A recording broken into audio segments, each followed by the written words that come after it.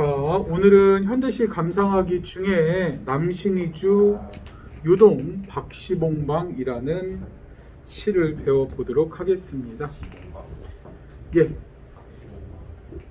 남신의 주는요, 나중에 뭐 알겠지만은 쉽게 얘기하면 지금으로 따지면 청주시 신의주 있잖아. 신의주, 그죠? 남쪽 신의주 지역 이름이요. 거기에 분평동 무슨 동 있잖아. 유동이야. 여기까지는 뭐냐면 주소야. 주소. 남신의주 유동. 박시봉이라는 사람들 뭐야? 집이라는 거지. 집방자거든. 박시봉이라는 사람의 집. 남신의주 유동에 있는 박시봉이라는 사람의 집이라는 거죠. 이 자체가 편지 형식의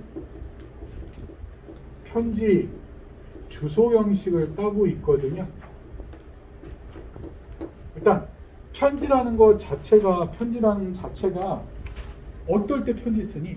옆에 있는데 편지 쓰니? 물론 옆 사람에게 뭐 평소 때 이 사랑의 감정을 표현하는 편지도 쓰긴 써. 근데 편지의 일반적인 기능이 뭐야? 멀리 떨어져 있는 사람에게 뭔가 자기 자신의 사정을 갖다가 전하는 거잖아요. 그죠? 그게 편지의 형식이잖아. 그죠? 그래서 여기에 등장하는 시적 화자도 일단은 누군가와 멀리 떨어져 있구나라는 걸 제목을 통해서 우리가 파악을 하셔야 됩니다. 오케이. 이해와 감상 들어갈게요. 편지 형식을 빌려 남신이주 유동 박시봉방이요. 화자가 자신의 삶의 고통과 의지를 담담하게 노래한 작품이다. 타지에서 특히 백석이란 시인이 시를 굉장히 어떻게 보면은 참 세련되게 멋있게 썼던 시인 중에 한 사람이고요. 생긴 것도 내가 보기로는 요 당시, 그러니까 일제 강점기 때 잘생긴 시인 2명을 꼽으라고 그러면 윤동주와 이 백석이 진짜 잘생겼어요. 진짜 멋있게 생겼거든. 이 백석은 주로 무슨 시를 많이 썼냐? 일제 강점기 때 소위 일본 놈들이 우리나라에게 모든 걸 다 빼앗아 갔잖아요. 그래서 어쩔 수 없이 일본으로, 중국으로, 저쪽에 러시아에 북한도로 많은 사람들이 우리나라에서 살 수 없으니까 떠나갈 수밖에 없고 소위 유랑민이라고 하거든요. 고향을 떠나서 떠돌아 사는 사람들, 그 사람들의 삶의 애환을 다룬 시를 굉장히 많이 썼습니다. 누가? 백석이라는 시인이. 이 사람 자체도 시를 좀 쓴다고 서울에 있다가 저쪽에 북한도도 가고 러시아도 가고 떠돌이 생활을 좀 많이 했거든요. 이제 자기가 왜 그런 좀 허세 같은 거 있잖아요. 내가 조금 고생을 하면서 좀 타지에 나가봐야지 진정한 시가 나오겠다. 그래서 시 100편을 쓴다는 마음으로 서울을 떠나서 타지 생활을 하기 시작하는데요.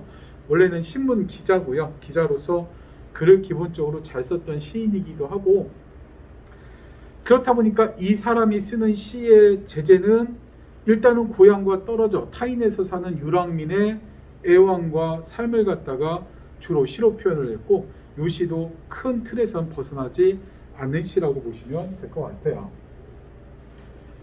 타지에서 가족과 떨어져 어느 목순의 집에 새들어 살고 있는 화자는 화자 이름이 박시봉이 아니야. 얘가 지금 새들어 살고 있는 주인의 이름이 뭐여? 박시봉네 집이라는 거죠. 오케이. 남신이주 유동까지는 지역 이름이고요. 박시봉은 쉽게 얘기하면 집주인의 이름이고 그 집에 새들어 산다라는 얘기야. 새들어 살고 있는 화자는 자신의 삶을 돌아보며 무기력함과 절망감을 느끼게 된다. 절망적 현실을 인식하고 자신의 운명을 경영하게 받아들인 화자는 중요한 건 여기서 중요합니다. 시상이 전환이 되어 뭐를 보고? 갈매 나무를. 야, 교육부에서 너희들에게 시를 써줘서 교과서로 가르치게 하는데 절망적이고 여기에 있는 절망적 현실을 인식하는 시만 보여줬겠어? 가르칠 게 없잖아. But 그렇지만 지금 내 현실은 절망적이지만 나도 뭐를 가질 수가 있어? 희망을 갖고 또 하나의 의지를 다져볼 수 있는 그 제재가 바로 뭐냐? 이 갈매나무라는 거죠. 갈매나무와 같이 굳고 깨끗하게 살겠다는 의지를 갖다가 드러내면서 일제강점기 우리 민족의 애환, 아까도 얘기했어. 일제강점기 때 우리 민족에 뭐가 많았다? 유랑민이 많았다. 고향을 떠나 살 수밖에 없는 그러한 우리 민족의 삶의 애환을 형상화시켰다라는 거죠.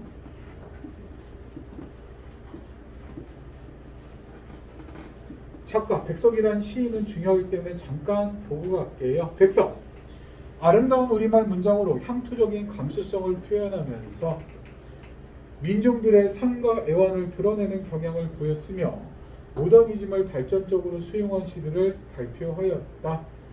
모더니즘은 뭐 앞으로 쭉 볼 거예요. 특히 이미지를 굉장히 중요시 여겼던 시인 중에 한 사람이죠. 주요 작품으로 여수, 여승, 여우낭몰족, 모닥불, 나와 나타샤와 흰당나귀 다 배울 시입니다. 다 배울 시야. 여기 나오는 예로 든 시는요, 시험 문제, 기출 문제로 나오는 시야. 그래서 백석 이름 두자는 기억해 놓을 필요가 있겠다. 핵심 정리요. 갈래는 자유시, 서정시. 성격은 고백적이다, 반성적이다, 의지적이다. 제재, 유랑민의 외롭고 무기력한 삶이요. 주제, 무기력한 삶에 대한 반성이 있었기 때문에 갈매나무를 보고, 야, 갈매나무 저거는 저렇게 눈바람이 불어와도 꼿꼿하게 서 있단 말이야. 아, 저 갈매나무 보니까 보통이 아닌데 나도 저 갈매나무처럼 굳고 정결하고 바르게 살아가야 되겠다라는 삶의 의지를 새롭게 다집니다. 특징, 아까도 얘기했지만은 백석은 좀 서울을 떠나서 많이 타지로 돌아다녔다고 그랬죠. 그죠? 그래서 평안도 사투리를 굉장히 많이 써요. 평안도 방언과 향토적인 시어를 사용하여 토속적인 분위기를 형성한다. 담담한 어조로 화자의 자아성찰을 드러낸다. 편지 형식을 빌려 화자의 근황을 드러낸다. 산문적 서술로, 특히 백석이라는 시인은요, 산문시처럼 써. 거의 연애 구분이 없이 행으로 그냥 쭉 써 내려가는 특징을 보이기도 합니다. 산문적 서술로 시상을 전개하며 심표의 활용으로 내재율을 형성한다. 작품의 구성과 화자의 정서. 중요한 건 여기서 크게 두 부분으로 나뉘는 게, 이전까지는 외로워, 나 타지 생활 혼자 하고 있는데 너무 외로워, 나 지금 뭐하고 이렇게 살아왔지? 지나온 시절에 대한 회한과 한탄, 암울한 현실에 대한 절망. 이렇게 살아온 건 내가 이렇게 살아오고 싶어서 살아온 게 아니라 운명에 이끌려 살아왔다. 어떻게 보면 여기 시적 화자와 심청이와 굉장히 비슷한 세계관을 갖고 있어. 운명론적 세계관. 나를 이렇게 이끌어온 건 뭔가 큰 존재가 있어서 그 존재에 의해서 이렇게 이끌려 왔다라고 얘기를 하거든요. 파트 이렇게 끝나는 게 아니야. 이러한 반성을 통해서 뭐를 보고 갈매나무를 보고 나도 저 갈매나무처럼 정결하고 굳건하게 살아가겠다. 24행에서 시상의 전환이 벌어진다. 바로 나오죠, 밑에 시상의 전환. 그래서 부분으로 나누면 하나, 둘, 셋, 넷, 4개 부분으로 나눠지는데 시상의 전환이 어디에서 이루어진다? 24행에 드러난다. 본문을 통해서 살펴볼 거예요.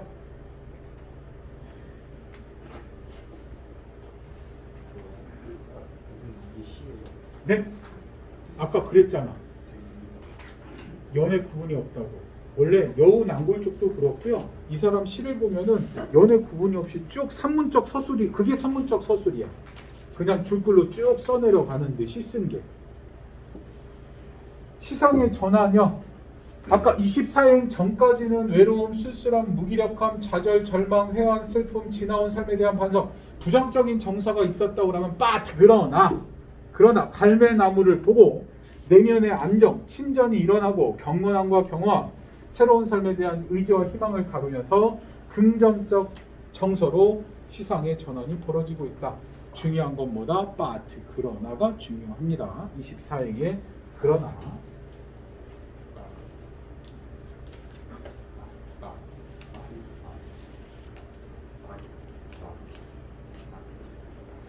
자, 아까 제목을 편지봉투에 발신 주소로 정한 까닭이 뭐냐? 남신이주 유동 주소입니다. 박시봉방, 박시봉이라는 사람의 집이요. 왜 정한 까닭? 이게 뭐냐? 이거 동현이 졸린 것 같아. 크게 읽어. 화자가 남신이주 유동의 사람 공식의 집에 거주한다는 편지봉투에 쓰는 자신의 집을 고향을 떠나 유랑하는 자신이 스스로 사는 집을 마치면 자신이 와야 편지를 보내면 그를 통해 자신의 그걸 이야기하는 표가 고향을 떠나 외롭고 무기력하게 살아가는 화자의 처지와 내면의 시 정서를 효과적으로 전달하. 아까도 얘기했어. 편지는 거리감이 있는 사람에게 쓰는 거잖아. 나는 지금 어디에 와 있다, 타지에 와 있다, 너무나 외롭고 쓸쓸해. 이런 감정을 갖다가 편지를 쓰면 왠지 모르게 자기의 속마음을 어떻게 하게 해야 됩니까? 좀 진실되고 좀 뭔가 모르게 좀 그 쓰고 싶은 진심을 담아 쓰게 되잖아요. 그죠? 또 고백적인 어조로, 담담한 어조로 자신의 외로움과 쓸쓸함을 갖다가 편지 형식을 통해서 효과적으로 전달하고 있다. 중심 소재이기도 합니다. 갈매나무요, 갈매나무. 갈매나무가 쭉쭉 뻗은 그 무슨 나무가 가냐면 인제에 가면 그거 하얀색으로 쭉 백양목처럼 쭉쭉 뻗은 나무가 있거든요. 그 나무랑 비슷한 것 같아요. 갈매나무의 모습, 먼 산 바위 옆에 외롭게 서서 하얀 눈을 맞으며 서 있어. 혼자 외롭게 서 있어. 외롭게 서 있는 게 누구의 처지와 비슷해? 나와 처지가 비슷해. 그럼에도 불구하고 외롭게 서 있으면서도 눈을 맞으면서 아주 그 자리에서 꼿꼿하게 서 있거든요. 그 갈매나무를 보고 와, 갈매나무조차 저렇게 살아가는데 나도 눈을 맞으면서 의연하게 서 있는 갈매나무처럼 시련을 극복하고 꿋꿋하게 살아가겠다는 화자의 의지를 드러낸다. 시인은 다른 게 시인이 아닙니다. 누구나 똑같은 소재를 보고 누구나 똑같은 사물을 보고 그 사물을 통해 느끼는 바가 다른 거야. 우리는 갈매나무를 보면 그냥 저기에 그냥 나무 한 그루 서 있네 라고 느꼈을 거야. 근데 시인은 그 갈매나무를 통해서 야, 저 갈매나무도 저렇게 눈발이 내리는데도 혼자 꼿꼿하게 외롭게 서 있는데 나도 외로운 건 똑같잖아, 그치? 근데 나는 이렇게 절망하고 후회하고 한탄에 빠져 있는데 갈매나무가 서 있는 모습은 그렇지가 않다는 얘기죠. 그 자리에서 꼿꼿하고 정갈하게 서 있는 갈매나무를 보고 야, 내 자신이 뭐하다 반성을 하게 되는 거야. 나도 그래. 저 그냥 말도 못하는 갈매나무도 저렇게 살아왔는데 나도 갈매나무처럼 살았으면 좋겠다라는 걸 갈매나무 한 그루를 보고 자기 인생을 되돌아보게 되는 거죠. 그게 이 시의 가장 큰 장점이자 좋은 거지. 평안도 사투리를 많이 사용한다고 그랬어요. 토속성이 드러나는 시어와 작품 창작 의도. 일단 토속성이 드러나는 시어요. 삿, 디롱배기, 북덕불, 나주손, 바우석. 좀 이따 뜻은 다 살펴볼게요. 이러한 시어를 쓴 까닭, 토속적인 정감을 준다. 모국어에 대한 애착, 특히 이 백성이란 시인은 아까도 얘기했지만은 사투리를 굉장히 많이 씁니다. 사투리를 많이 써. 이때 당시만 하더라도 우리나라 말을 쓰게 했냐 못 쓰게 했냐, 못 쓰게 했거든. 한글 말살 정책에 의해서 한글 자체를 못 쓰게 하고 다 창씨 개명하게 돼 있잖아요. 그죠? 자기 이름을 바꾸게 되고. 그래서 동주라는 영화를 보면 윤동주가 마지막까지 되게 힘들어했던 부분이 뭐냐면 창씨 개명이었대요. 이름을 갖다가 일본어로 바꾸지 않으면 안 될 수밖에 없는 그러한 상황에서 가장 괴로워했거든요. 우리 민족의 고유한 언어를 사용하여 공동체 의식이 또 키포인트 하나예요. 왜 그러냐면 이때 당시에 뭐 밑에도 나오겠지만은 공동체가 파탄이 돼. 내가 살았던 마을이 가족이 깨져버려. 왜? 일제강점기라는 특이한 시대 상황 때문에. 누구는 징집이 돼가지고 전쟁터에 끌려나가고 누구는 정신대에 끌려가지고 가고 누구는 돈 벌러 북한도로, 일본으로, 중국으로 떠나고 공동체가 해체되던 자의의 아닌 일제강점기 때문에 공동체가 깨지던 그러한 시대적 상황이었기 때문에 공동체 의식을 고양 좀 더 우리는 하나다라는 생각을 갖다가 돋아주기 위해서 그렇게 토속적인 시어를 사용했다. 외국에 나가서 가장 외로울 때 귀가 번쩍 뜨일 때가 뭐냐면 우리말을 쓰는 사람을 만났을 때예요. 우리말만 써도 얘가 진짜 병신 같아도 좋아. 왜? 우리는 한국 사람이라는 거죠. 우리는 한국이라는 공동체라는 거죠. 그죠? 그래서 여기에 백석도 사투리를 사용한 이유가 그렇다는 거죠. 당시 사회문화적 상황 속에서 작품 창작 의도여 일제강점기에 고향을 잃은 유랑민의 방황과 아픔을 상징적으로 그린 작품으로 평안도 방언을 시어로 사용하여 고유한 민족어를 보존하고 공동체의 의식을 담아내려고 했다. 당대 현실을 살아가는 작가의 모습을 반성하고 현실의 어려움을 극복하고자 하는 의지를 드러냈다. 작품의 문학사적 가치여 암담한 시대 상황과 가난한 현실 때문에 힘든 삶을 살아야 했던 지식인의 내면 의식과 굳은 삶의 의지가 잘 드러난다. 그 당시는 꼭 시인만 힘들게 살았다는 게 아니라 우리나라에서 소위 일본의 앞잡이 빼고는 민주당, 친일파 빼고는 다 힘들게 살아왔어. 다 뺏어갔거든. 이 일본의 게살마리들이. 토속적 소재와 평안도 방언을 사용하여 한국의 전통적인 정서를 강조하고 있다. 1940년대 문학의 특징이요. 40년대라고 하면은 일본의 그 태평양 전쟁이 막바지로 가는 거였잖아. 그치? 그렇다 보니까 이때 당시는 우리나라의 소위 말해서 숟가락 젓가락까지도 다 뺏어가던 시기. 수탈에 일본의 수탈이 극에 달았던 시제가 바로 1940년대입니다. 농촌을 떠나는 유민들의 고향 상실감, 민족 해체의 반발 작용으로 민족 공동체 의식을 담은 주제와 토속적 소재를 고수라는 건 지키겠다라는 거요. 지키고자 하는 작가들이 나타나 일제의 탄압이 극에 달하여 많은 작가들이 변절하여 친일적인 작품을 쓴 반면 의연하게 광복의 의지를 다지며 일제에 정하는 작가들 딱 2명밖에 없어. 윤동주랑 이익수. 광복 이후에는 식민지 지배를 벗어남으로써 한국 문학은 새로운 국면을 맞이하게 된다. 그게 언제냐? 1945년 8월 15일 이후가 되겠죠. 본문 들어와.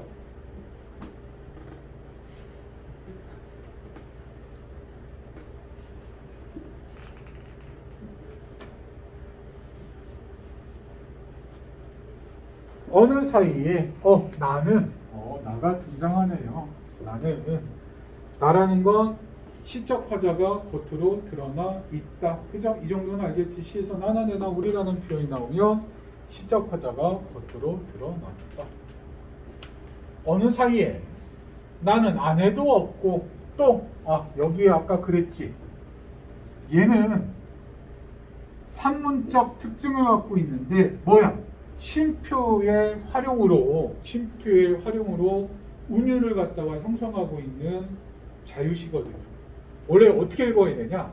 어느 사이에 나는 아내도 없고 또 아내와 같이 살던 집도 없어지고 그리고 살뜰한 보며 동생들과도 멀리 떨어져서 폈다가 그 어느 바람 새인 쓸쓸한 거리 끝에 헤매이었다. 이렇게 읽어야 돼. 쉼표가 굉장히 많이 보이죠. 그죠? 그럼 이 시는요. 언뜻 보아도 반복되는 말도 없어. 음보도 규칙적이지 않아. 글자 수도 규칙적이지 않아. 그럼 뭘로 운율을 갖다 잡아주고 있다? 쉼표의 빈번한 사용으로 끊어주라는 얘기죠. 거기서 호흡을 만들라는 얘기죠. 그렇게 운율을 형성하고 있다라는 얘기야.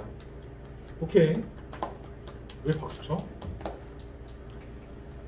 내 지금 처지 볼까요? 어느 사이에 나는 아내도 없고 또 아내와 같이 살던 집도 없어지고 그리고 살뜰한 부모며 동생들과도 멀리 떨어져서 그 어느 바람, 새인 요거 시험 문제도 나왔더라고요. 원래 샌이라는 표현으로 써야죠. 새인이라고 쓰면 문법적으로 틀리죠.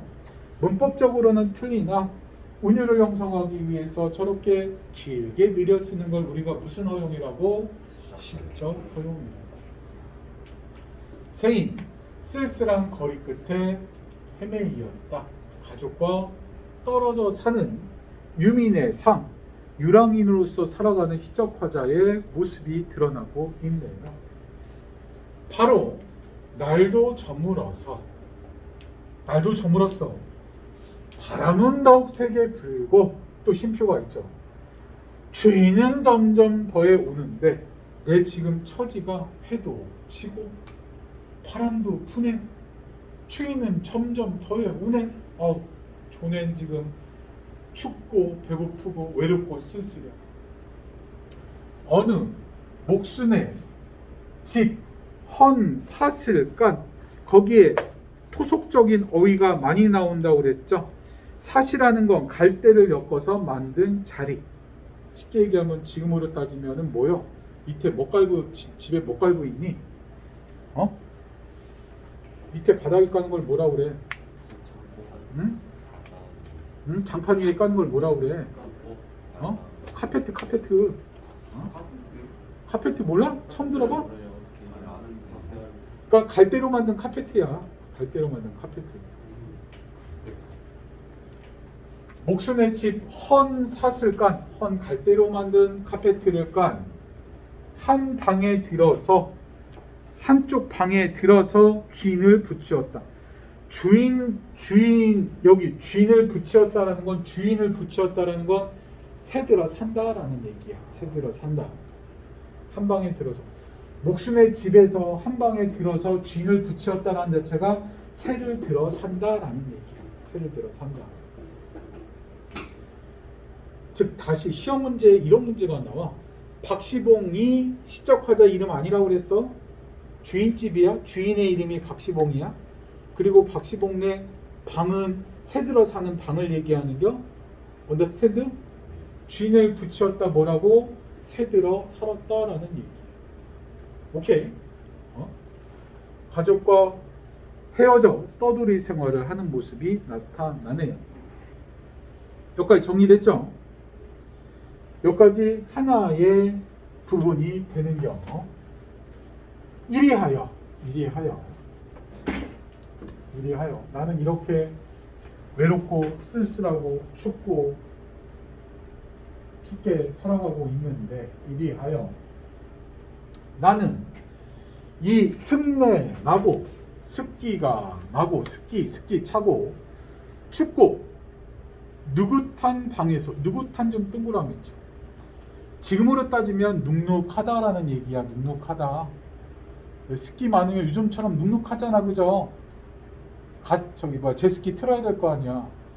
나 아침에 제습기 틀고 꼭 출근하거든요. 밤에 가면은 물이 한바가지야. 그 정도로 요즘에 습도가 높다라는 거지. 습내 나고 춥고 느긋한 방에서 눅눅한 방에서 낮이나 밤이나 나는 나 혼자도 너무 많은 것 같이 생각하여 내 속에 내 안에 너무 내가 많아. 그러니까 나를 감당하기조차도 내가 나 혼자를 감당하기조차도 힘든 삶을 살고 있다라는 거지. 원겸아, 그죠? 디롱배기야. 거기 지롱배기 둥글럽적하고 아가리가 벌어진 작은 질그릇이야. 화로라고 그래. 화로. 옛날에 왜 이만한 화로에 왜 숯이나 불을 갖다 담아넣어서 난방기구로 지금으로 따지면 전기난로에 해당되는 거지, 그지? 디롱배기에 북덕불이라도 당겨오면 북덕불이여 뭉텅이 피운 불이라도 당겨오면 이것을 안고 손을 째며 제 위에 뜻없이 글자를 쓰기도 하며. 그러니까 여기서 보니까 얘가 굉장히 추위를 느끼고 있는 건 따로 난방장치가 뭣밖에 없어? 디롱배기에 북덕불밖에 없는 것 같아. 이 화로 하나밖에 없는 것 같아. 그 화로가 꺼지면 뭐가 남니? 그 화로에 재가 남죠. 제2의 뭐를 쓴다라는 겨? 글을 쓴다라는 글자를 뜻없이 글자를 쓰기도 하고 되게 무기력하게 지금 살고 있는 거야. 무기력하게. 또 문 밖에 나가지도 않고 자리에 누워서 머리에 손깍지 벼개를 하고 굴기도 하면서 뒹굴기도 하면서 나는 내 슬픔이며 어리석음이며를 소처럼 연화한다는 건 계속하여 새김질하는 것이었다. 되새김질하는 것이었다. 나 슬퍼. 나 외로워. 나 왜 이렇게 살아가고 있지? 나 왜 이렇게 무기력하지? 나 왜 이렇게 어리석지? 이러한 반성과 후회를 계속해서 반복적으로 하고 있다라는 거죠. 집에 누워서 할 일 없이 무기력한 지식인의 모습이 나와요. 물론 이렇게 된 건 화자의 스스로의 문제도 있었겠지만 그것보다는 시대적 상황이 더 크죠. 일제시대 때 똑똑한 놈들은 둘 중에 하나야. 일본에 착 달라붙어서 일본의 마음에 맞게 친일행위를 한다던가, 그래서 와 우리는 한국신문이다 이렇게 글을 쓰는 다든가, 아니면 그거 아니면 무조건 뭐야, 똑똑한 놈 써먹겠어 안 써먹겠어? 안 써먹어. 이런 놈들이 뭐 하는데 애국한다고 지랄하거든. 그러니까는 화자 개인적인 이유도 있었겠지만 시대적 상황 때문에라도 이렇게 무기력하게 살아갈 수밖에 없는 시적 화자의 모습도 추론해 볼 수가 있다. 내 가슴이 꽉 메어 올 적이며 내 눈에 뜨거운 것이 핑 개일 적이며 눈물까지 흘리네. 또 내 스스로 화끈 낯이 붉도록 부끄러울 적이며 나는 내 슬픔과 어리석음에 눌리어 죽을 수밖에 없는 것을 느끼는 것이었다. 결국 얘가 느끼는 건 결국 뭐까지 느끼게 돼? 죽음까지 느끼게 돼. 얼마나 삶에 대한 절망을 느꼈으며. 아까도 얘기했어요. 얘가 기자 할 정도면 굉장히 똑똑한 지식인 아니야. 그럼에도 불구하고 이렇게 똑똑함에도 불구하고 할 게 없다라고, 할 수 있는 게 없는겨. 얼마나 무기력하겠어. 너희들도 동현아 게임 좋아한다고 하지. 한 달, 두 달, 석 달, 넉 달 계속해서 게임만 하라고 집에 있어봐. 어느 순간부터는 내가 왜 살지? 이렇게 된다니까. 되게 무기력해질 수밖에 없는 거지. 계속 볼게요. 그러나 별표 꽝꽝꽝, 이게 중요하지. 그러나 이전까지는 슬프고 외롭고 뭐 반성이 존나 많고, 그러나 여기서 뭐가 온다? 시성의 전환이 온다. 이전까지는 부정적인 정서였다면 여기부터는 뭐다? 긍정적인 정서가 꽂히게 된다. 잠시 뒤에 나는 고개를 들어. 야, 이전까지는 고개 들기 전까지는 뭐 했다라는 게 고개를 숙이고 있었다라는 거지, 그지? 고개를 든다라는 건 상승적 이미지야. 고개를 든다라는 건 뭔가 하늘을 바라본다라는 거거든. 고개를 들어. 절망적 태도에서 희망적 태도로 바뀌었습니다. 허연 문창을 바라보든가 또 눈을 떠서 높은 천장을 쳐다보는 것인데, 이제는 뭔가 하늘을 바라보기 시작했어. 야, 동물 중에서 유일하게 나이를 안 먹는 동물이 있습니다. 노화가 진행도 안 되고 치매도 안 생기고. 그 동물이 뭔지 아십니까? 돼지? 아닙니다. 새입니다. 새.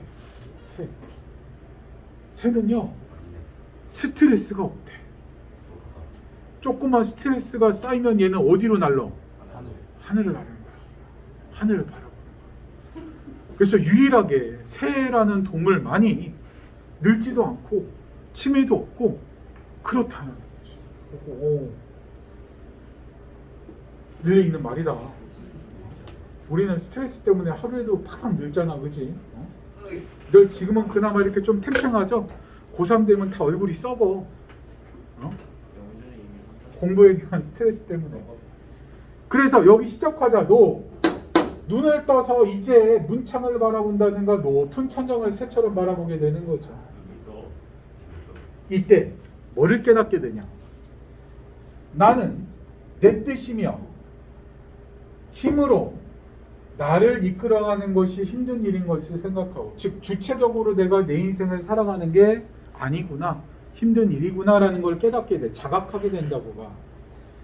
이것들보다, 즉 내 뜻과 내 힘보다도 더 크고 높은 것이 있어서, 즉 내 뜻이나 내 힘보다 더 크고 더 초월하는 무엇인가가 있어서 나를 마음대로 굴려가는 것을 생각하는 것인데, 지금 내가 이렇게 살아가는 것도 내 힘과 내 뜻과 아니다. 무슨 운명이 있겠지. 절대론자의 어떠한 포스가 있겠지. 앞에 우리 심청이랑 비교를 할 때 심청이도 무슨 하늘이 정한 이치라고 그랬죠. 운명론적 세계관, 숙명론적 세계관. 여기 시작하자도 내 뜻과 내 힘으로 이렇게 살아가는 게 아니구나. 이게 뭔가 이것들보다 더 크고 높은 것이 있어서 나를 마음대로 굴려가는 것을 생각하는 것인데,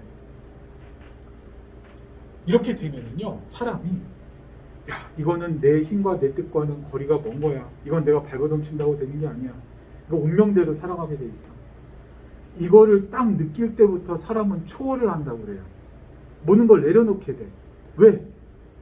내가 걱정한다고 이 일이 해결되니? 안 될 거 아니야. 운명에 의해서, 숙명에 의해서 될 거 아니야. 이해돼? 그때부터 내가 마음이 착 가라앉는 거야. 겸손해지고요. 아, 그래. 그러면서 이제 자각을 하게 되고, 이렇게 하여 여러 날이 지나는 동안에 내 어지러운 마음에는 슬픔이며 한탄이며 가라앉을 것은 차츰 앙금이 되어 앙금이 되어. 이제는 그 자기 몸을 혼탁하게 했고 힘들게 했던 슬픔, 한탄, 가라앉은 것들이 이제는 앙금이 되어 가라앉았다. 내면에 안정이 되었다라는 얘기야. 이해되십니까? 뭐를 깨닫고? 운명론적 세계관을 깨닫고. 시는 그렇게 쉬운 시는 아니에요. 외로운 생각이 드는 데쯤에서는 더러 나주손 저녁 무렵에 쌀랑쌀랑 사랑눈이 와서 문창을 치기도 하는 때도 있는데, 외로운 생각이 들 때쯤에 사랑눈이 문창을 치기도 하는 그때에 나는 이런 저녁에 화로를 더욱 다가끼며 무릎을 꿇어 보며 경건한 자세로 삶을 성찰하는 겨. 어니 먼 산 빈옆에 바위 옆에 따로 외로이 서서 어두워 오는데 하얀 눈을 맞을 그 마른 잎새에도 쌀랑쌀랑 소리도 나며 눈을 맞을 그 드물다는 굵고 정한 갈매나무라는 나무를 생각하는 것이다. 이 갈매나무를 보고, 야, 저 갈매나무도 저렇게, 아까 얘기했잖아요. 아까 서두에서 다 얘기는 끝났는데, 설명은 끝났는데, 이렇게 가끔 외로울 때, 쌀랑눈이 문창을 치기도 할 때 나는 뭐를 생각하냐? 그 굵고 정한 뭐를 생각해? 갈매나무를 생각해. 야, 갈매나무에 아까도 얘기했지만은 여기에 자신의 감정이 이입된 거는 없죠. 그렇지만 갈매나무를 통해서 내 생각이 바뀌지. 그지? 아까 꾀꼬리를 통해서 황조가의 유리왕의 황조가 보면은 꾀꼬리를 통해서 꾀꼬리에 내 감정이 이입되진 않았지만은 꾀꼬리를 통해서 내 감정이 점점 더 외로워졌잖아. 갈매나무에 내 감정이 이입된 건 아니지만 갈매나무를 보고 내 부정적이고 이 슬프고 외로웠던 그 생각이 뭘로? 의지적이고 긍정적인 희망으로 바뀐 거잖아. 그걸 갖다가 우리가 뭐라고 그런다? 객관적 상관물이라고 한다. 이해되십니까? 네. 뭐 거기 틀 건 없어요. 57페이지 문제 푸세요. 57페이지.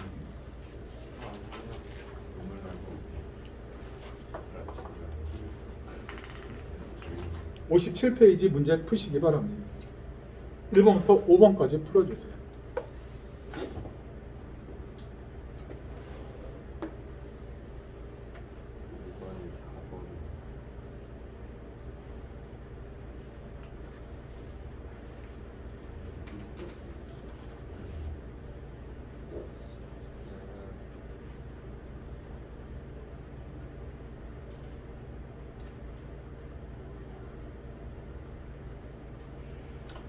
9번은 끝까지 읽어봐야 답이 추출됩니다. 중간에 답을 얘기하는 사람들은 인내심이 없는 거죠. 국어.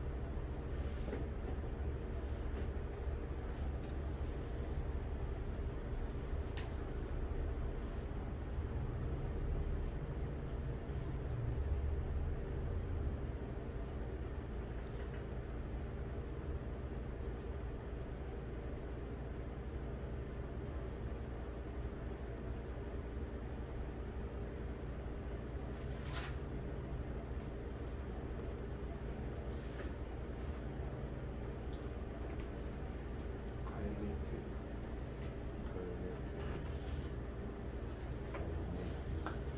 1번 윗글에 대한 설명이 맞으면 O, 틀리면 X 표하시오. 몇 번입니까? 몇 번? 5번 산문적 서술로 시상을 전개하면서 쉼표의 활용으로 운율을 형성하고 있다. 이거 뭐가 틀려? 6번 화자는 가족과 떨어져 홀로 외롭게 지내지만 여기까지는 맞는데 집주인의 가족과 잘 지내고 있는지는 확인할 수가 없죠. 답이 6번이 X고요. 나머지는 O가 되겠습니다. 4번 제목이 편지 봉투에 발신 요소를 적는 형식이며 내용은 편지 사연에 해당된다. 뭐가 틀리는데? 뭐가 틀린 것 같아요? 편지 사연입니다. 사연처럼. 네, 맞습니다. 맞아요. 틀린 거 아니에요. 2번 윗글에 대한 설명으로 적절하지 않는 것은 4번입니다. 당대 사회현실에 대한 비판의식 전혀 없죠.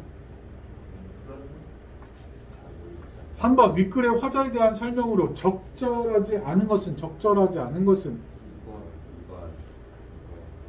야 박시봉 목수의 직업을 가진 박시봉네 집에서 새들어 사는 거지 화자가 박시봉이 아니라고 그랬잖아.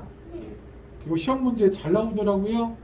2번 4번 암울한 현실이나 시련 바람 추위 사랑 눈 그죠. 이건 상징적인 어느 시에 가도 상징적 의미로 사용하는 시어기도 합니다. 5번 이 작품은 일제강점기의 고향을 잃은 유랑민의 방황과 아픔을 그리고 있다. 전반부에는 일제강점으로 인해 가족이 해체되고 절망감과 무기력감 속에서 침잠하는 화자의 모습이 나타나 있다. 하지만 후반부에서 화자는 절망적 상황을 운명으로 인식하여 새로운 삶의 의지를 다지고 있다. 특히 갈매나무는 화자의 이러한 삶의 의지가 투영된 객관적 상관물이다.